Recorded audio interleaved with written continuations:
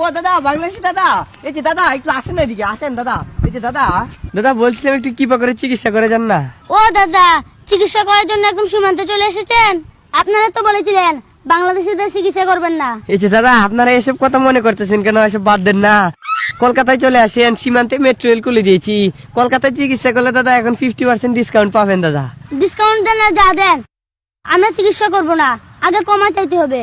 দাদা কমা তো চাচ্ছি, আর কিভাবে চাবো? এই যে দাদা কমা করে দেন। এভাবে কমা চাইলে হবে না, আগে কানে ধরে উঠবস করেন।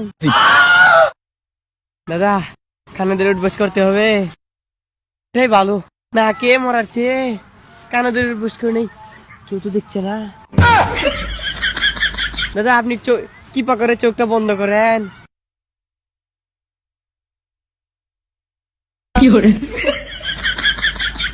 এক, দুই, তিন, এবার হয়েছে দাদা, চলে আসেন। আচ্ছা ঠিক আছে, আমি অসুস্থ হলে বাড়ি থেকে চিকিৎসা করে আসবেন।